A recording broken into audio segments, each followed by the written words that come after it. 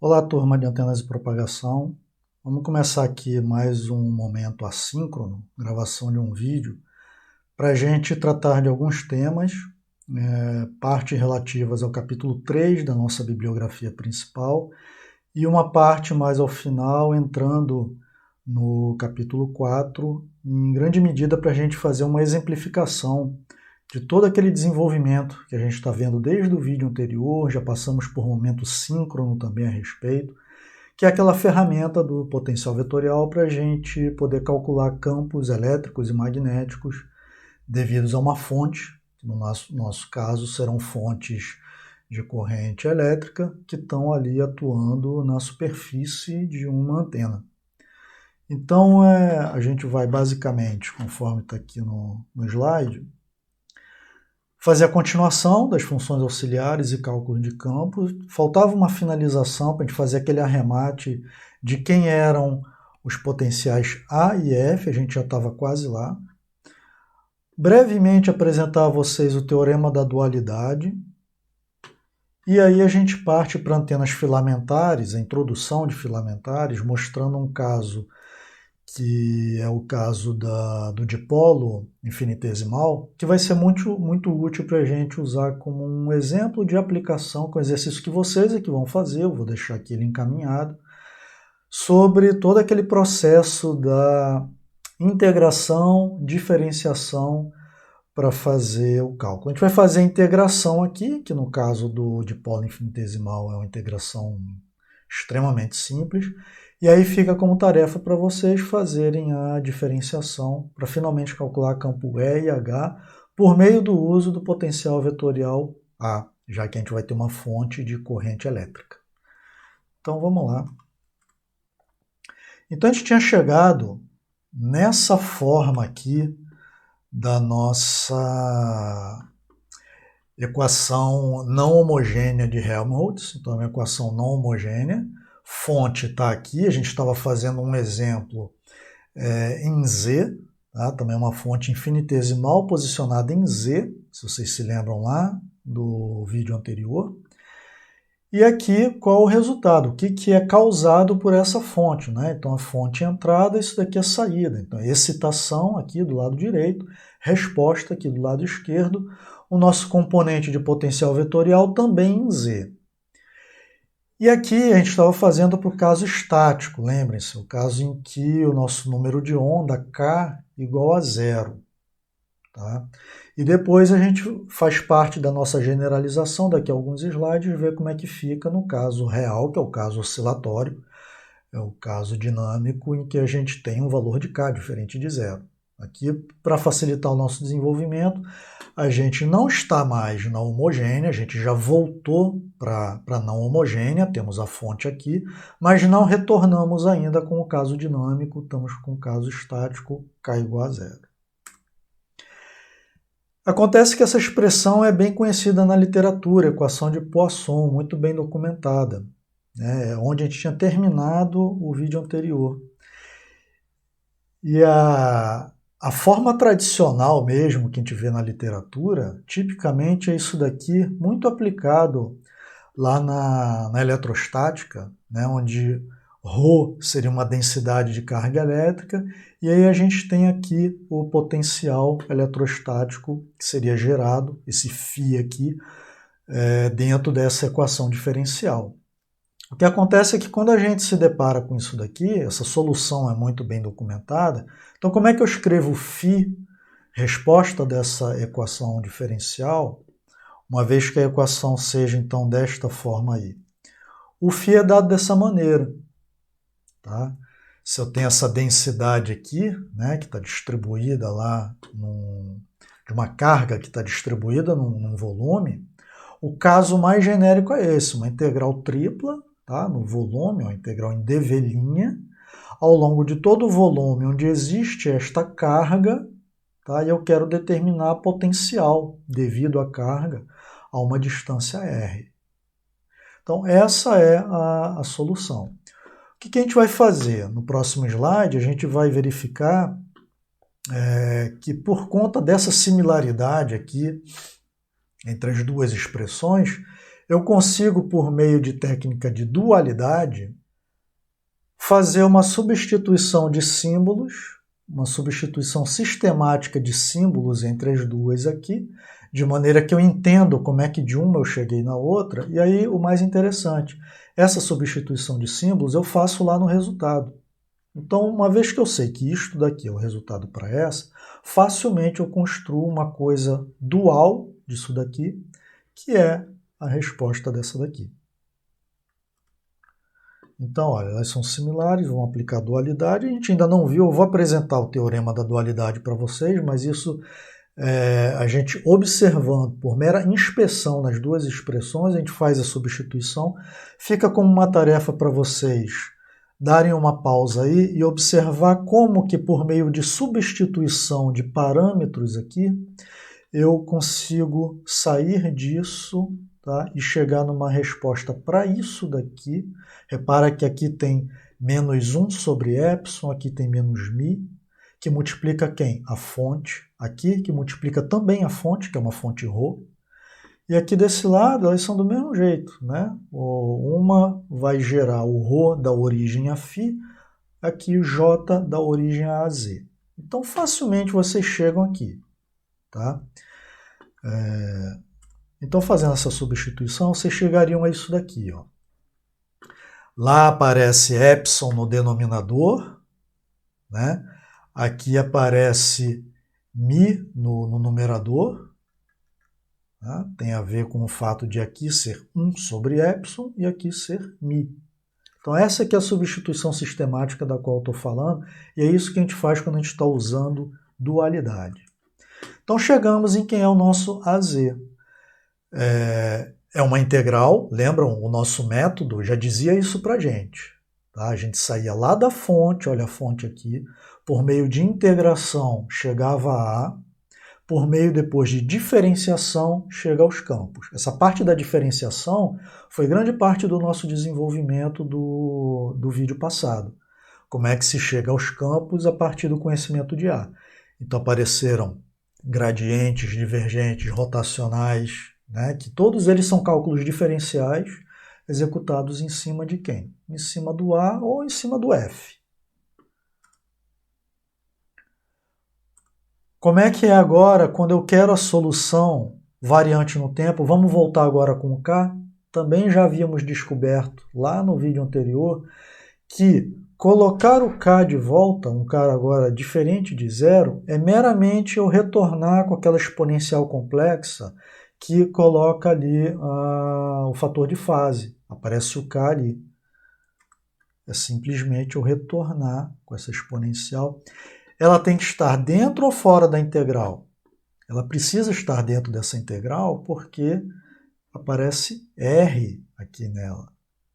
Esse R, né, a distância até a distância da fonte até ali o observador, no caso geral, ele vai estar variando com a posição em que eu estou na fonte. Né? Essa integral aqui ela vai ser feita em cima das coordenadas linha, coordenadas da fonte. E aí eu posso generalizar. Se a fonte possui componentes x e y, que não era o nosso exemplo, a gente fez uma fonte só em JZ, mas naturalmente surgirão a x e a y. De maneira que a gente pode partir para a nossa generalização, que é considerar esta coisa vetorial. Então, um vetor A, x, y, z, em retangular, e aqui o nosso vetor fonte de corrente elétrica, esse é o caso generalizado. Por dualidade, de novo, mera substituição sistemática de elementos nas expressões, eu conseguiria fazer isso aí para F. Tá? Se eu tivesse aqui uma fonte M. E agora um caso ainda mais generalizado em termos de como é que está essa distribuição espacial, fonte, sistema de coordenada. Se a fonte estiver deslocada em relação ao sistema, não estiver ali na origem dele, tá? Em relação, como é que eu calculo agora a distância para o observador? Não é aquele Rzinho ali de esféricas. É um R grande, a gente já viu isso no nosso sistema de coordenadas generalizado lá no vídeo anterior. Tá? Eu tenho uma fonte numa posição qualquer, deslocada da origem, e tenho um observador num outro ponto qualquer. Essa distância entre cada ponto em cima da fonte, que eu vou percorrer ao longo dessa integração, e o observador é uma distância r grande, que está variando ao longo do cálculo dessa integral, que eu vou percorrer a minha fonte todinha. Tá?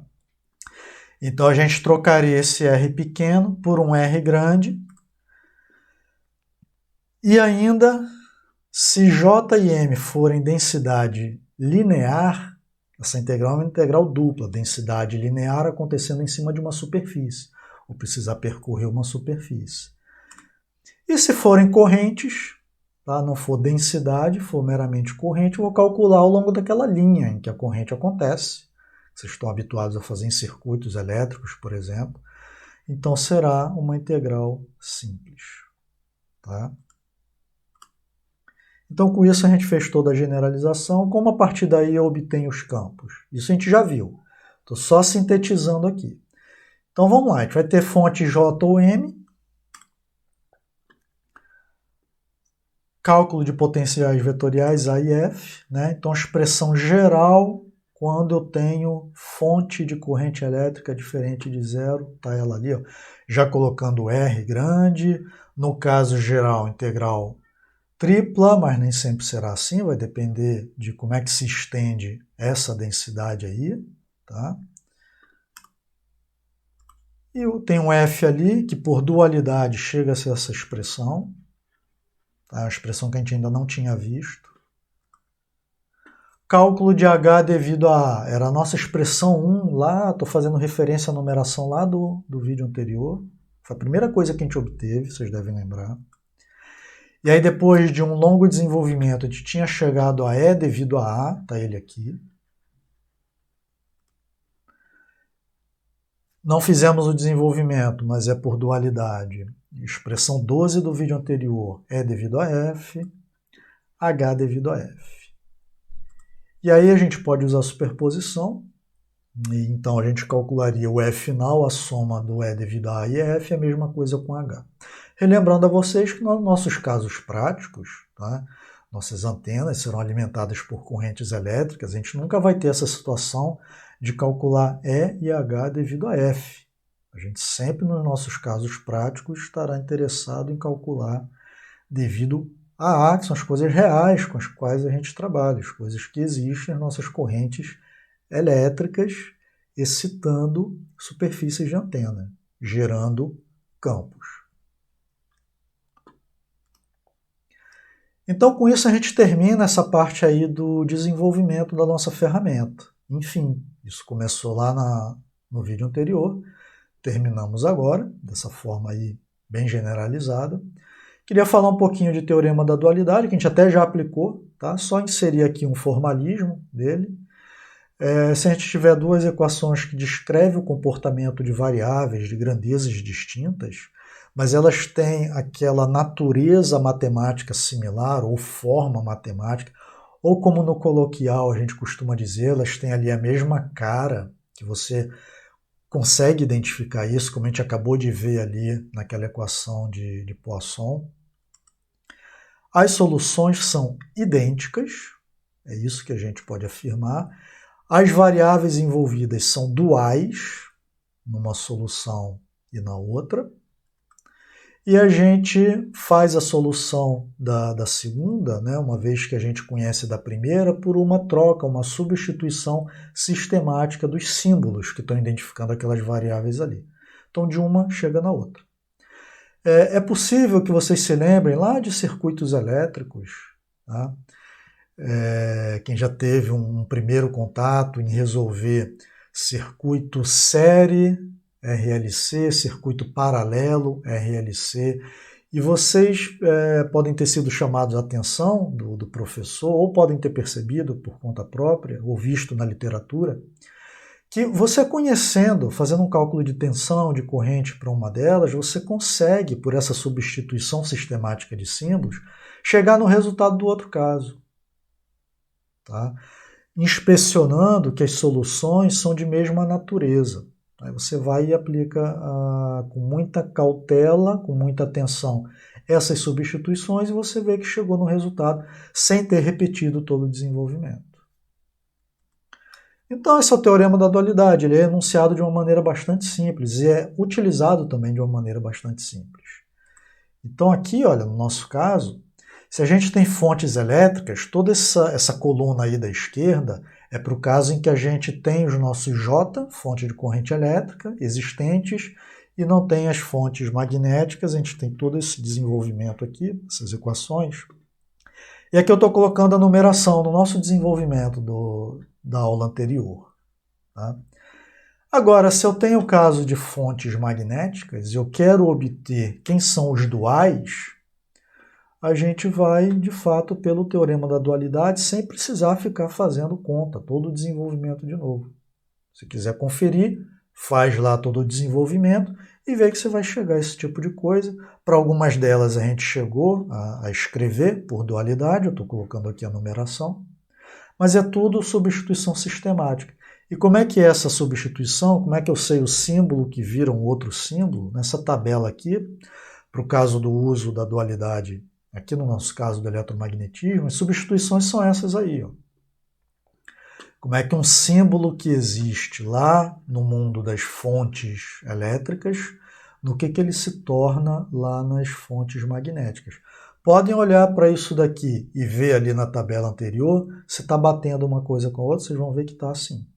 Tá? Então, teorema da dualidade, extremamente útil para a gente simplificar cálculos para a gente. Finalmente, vamos entrar um pouquinho aqui em antenas filamentares com o grande objetivo, nesse momento, da gente fazer uma aplicação daquele desenvolvimento da ferramenta dos potenciais vetoriais auxiliares. Tá? Bom, filamentar estão entre as antenas mais antigas e ainda hoje mais adotadas. Naquela época, quando a gente viu aquele histórico lá de antenas, e basicamente era até a década de 40 aproximadamente, até basicamente a Segunda Guerra Mundial, que a gente tinha muito pouco desenvolvimento das antenas, e conhecia-se pouco, era muito tentativa e erro, elas eram aquele elemento ali em que menos se trabalhava em cima de um projeto, chegava ali na hora da antena, você usava aquilo que conhecia, e aumentava, diminuía, mudava um pouco a forma, muito por experimentação, tá? E muito usando filamentos, que é a maneira elementar, é você pegar um fio ali, um fio de cobre, um fio de um material condutor qualquer, e tentar fazer aquela coisa ali irradiar de forma minimamente adequada. Tá?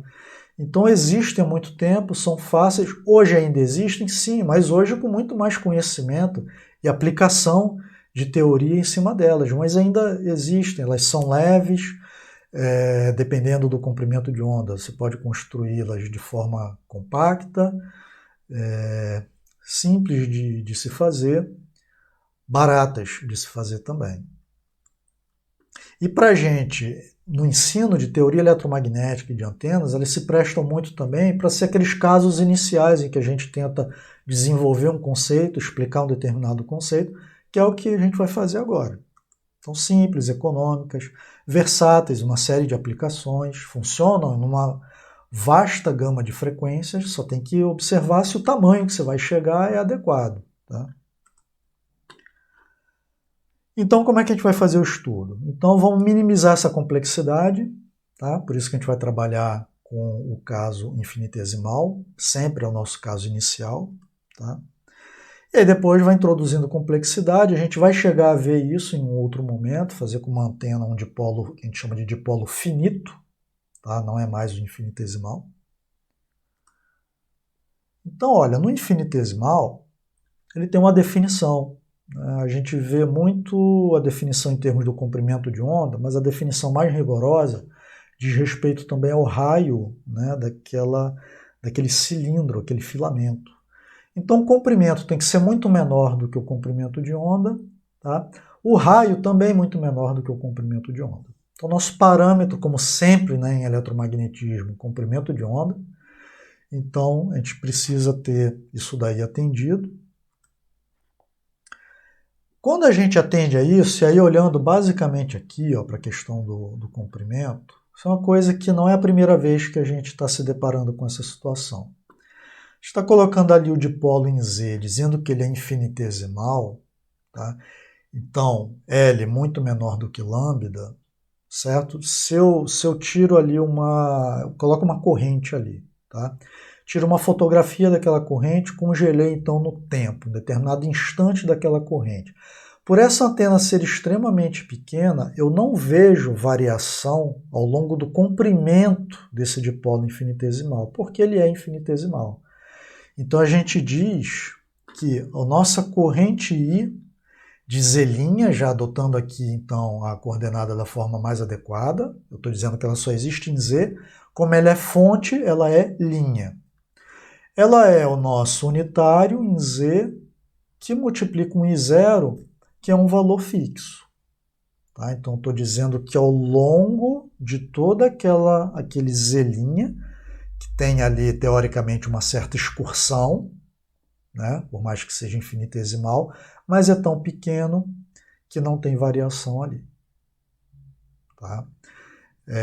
Se eu tiro uma outra fotografia, no tempo ela pode estar variando. Para irradiar, inclusive, ela estaria variando no tempo, uma onda harmônica ali. Tá? Então, se eu tiro em outro instante de tempo uma outra fotografia, eu posso estar com outro valor de corrente, também uniforme ao longo ali daquela antena. Tá? Então, ela não varia. Zelinha tem esse valor aqui.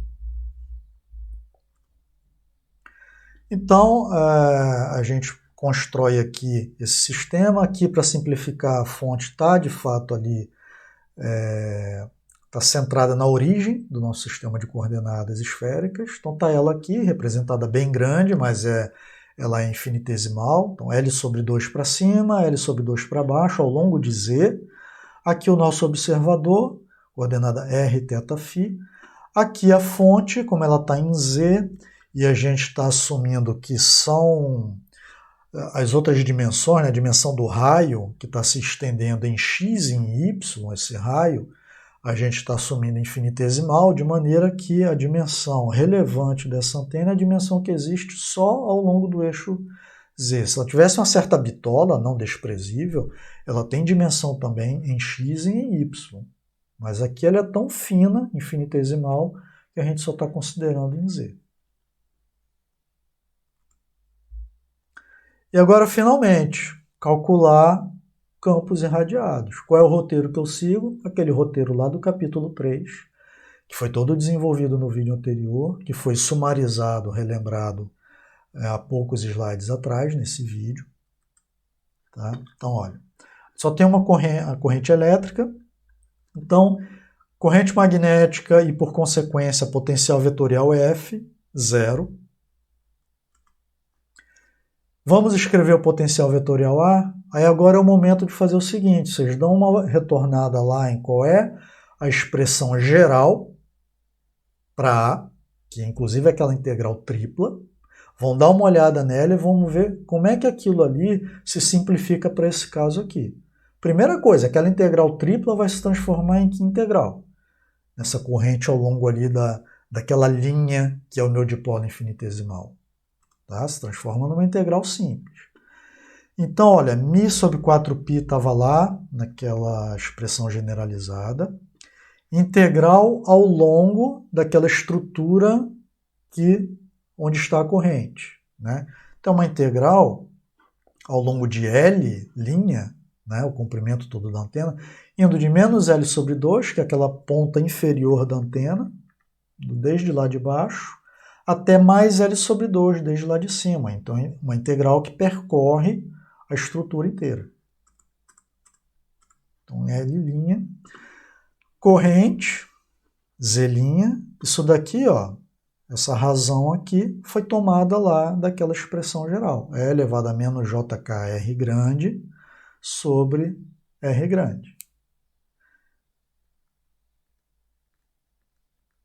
Lá, R, olha, distância entre cada ponto na fonte até isso daqui.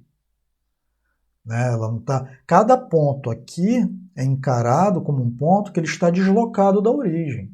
Então não estou usando R pequeno. R pequeno é aquele de esféricas, origem até o observador. R pequeno só vale aqui. Né? Qualquer outro ponto, eu estou usando um R grande, que é essa distância aqui. Agora vamos ver o que acontece essa relação entre R grande e R pequeno. Pelo fato de ela ser infinitesimal, dá uma grande simplificação. Vocês devem estar lembrados que em algum momento eu comentei que a existência desse R grande aqui costuma ser um dos complicadores de se resolver esse tipo de integral. Olha o que acontece com R grande quando eu estou no caso do dipolo infinitesimal. Pode dar um pause aí e tentar imaginar o que acontece com essa relação R grande e R pequeno se a antena é algo infinitesimal. Então, quem deu uma refletida aí, pode ser que tenha chegado a esta conclusão. Será que é razoável a gente fazer isso? Ela é tão pequena que mesmo quando eu esteja lá na ponta dela, esse desenho está exagerado para ser didático, para a gente visualizar a situação. Tá? Mas imagina isso infinitesimal, e mesmo que eu esteja bem aqui, ó, na pontinha, tá? É tão pequena essa dimensão L sobre 2, que esse valor de R grande ele é muito parecido com esse valor de R pequeno aqui. Muito mesmo. Muito pouca diferença entre eles, de maneira que a gente costuma usar, no caso da infinitesimal, o R pequeno no lugar do R grande, que vai facilitar o próprio R de esféricas. Ele não está variando ao longo da integração, é um Rzinho. Se ele não está variando ao longo dessa integração, o que acontece com aquela exponencial sobre R? Ela sai da integral, que é exatamente a nossa proposta aqui, trocar por R pequeno, está lá feito, cometendo um erro que está sob controle, um erro aceitável, porque ela é infinitesimal. A infinitesimal é tão pequena quanto a gente queira que ela seja. Tá? Então pronto, resultado, tá? Saiu isso tudo da integral, ó, ficou tudo lá para fora. A única coisa que ficou na integral, dz', tá? Aquele L lá é em Z, tá? dl' virou dz'. Isso daqui é o próprio comprimento, né? Isso aqui dá L. Então fica esta coisa que multiplica L, então pronto. Em Z, como era de se esperar, já que a fonte é em Z. Então temos um AZ. Tá? Tirei fora aqui esse vetor, mas escrevi que ele está em Z. Pronto. Mi, que multiplica o valor da corrente, que multiplica o comprimento da antena sobre 4πr, onde R é o R de esféricas, é elevado a menos JKR, K é o número de onda, 2π sobre lambda. Tá? Tá lá, fizemos aquela parte da integração. Chegamos ao potencial vetorial A. Qual é a tarefa que fica como exercício para vocês fazerem e entregarem? A partir daqui, calcular campo H e campo E devido à existência de AZ. Só que eu quero na forma que é mais usual, em esféricas. Isso daqui está em retangular, está em Z. Então vamos lá ver. Esféricas, como é que a gente faz essa conversão? Qualquer livro aí, cálculo vetorial, qualquer coisa, tem no apêndice da nossa bibliografia principal de eletromagnetismo, porque isso é extremamente usado em eletromagnetismo. Matriz, essa matriz aqui, quadrada, é a matriz de conversão de coordenada. De quê? De uma entrada em retangular, aqui vocês vão preencher. Né? Temos a x, temos a y, a z, vai preencher aqui. Né? Aqui é do cálculo que vocês vão precisar fazer, vão fazer esse produto aqui, tá? E aqui é o que vocês vão obter, a R, a θ, a φ. Nem sei se vão existir os três, será que é esperado que existam os três? Pode ter algum aí que é zero até. Tá? Então vocês vão obter a R, a θ, a φ, primeiro passo. Então ainda estamos no potencial vetorial, meramente mudamos de coordenada. Tendo a R, a θ e a φ, agora que vocês vão partir para aquela técnica desenvolvida, para os resultados, na verdade, tá? E ver como é que eu obtenho E devido a A, pegam lá aquela expressão, que pode envolver um divergente, alguma coisa, alguma operação diferencial em cima de A, vai acontecer, tá? E o H devido a A também. Onde é que vocês vão encontrar esses diferenciais? Apêndices de livro que tratem sobre o assunto. Se tiverem acesso à nossa bibliografia principal desse curso, lá no apêndice 7 tem isso. Quais são esses operadores, do operador nabla, que vocês vão usar? Esse operador descrito em esféricas. E vão usar isso daí. Uma coisa que vocês vão ter que atentar, essa antena, ela é ali um cilindro, né, infinitesimal em Z. É de se esperar simetria em relação a determinadas coordenadas. Será que é de se esperar simetria em θ, na elevação? Será que é de se esperar simetria em φ, no azimute? Observando unicamente a forma dessa antena. Por que isso? Porque quando você identifica simetria, quer dizer que não são esperadas variações em relação àquela coordenada ali. Então, variações, né, derivadas parciais em relação àquela coordenada deixam de existir, são zero, uma vez que você identifica simetria. Então, uma observação por mera inspeção de como é que é aquela antena, num cálculo que parece enorme, porque tem uma diferencial ali em relação a R, θ ou φ. Se você identifica simetria em relação a um deles, R, θ ou φ, você já sabe que não há variação ali. Aquilo ali você, sem receio nenhum, pode cortar. Então façam também essa identificação, é parte do desenvolvimento. Então o exercício é retornar com E de R θφ e H de R θφ. Esse é o exercício. Esse era o objetivo desse vídeo, um tanto mais curto. A gente dá continuidade a esse assunto no nosso próximo encontro, nosso próximo momento assíncrono, e a gente tira aí as dúvidas, faz discussões, inclusive dúvidas sobre o exercício, se houver, em momento síncrono ou nas vias tradicionais de tirar dúvida. Ok? Então, até a próxima, pessoal.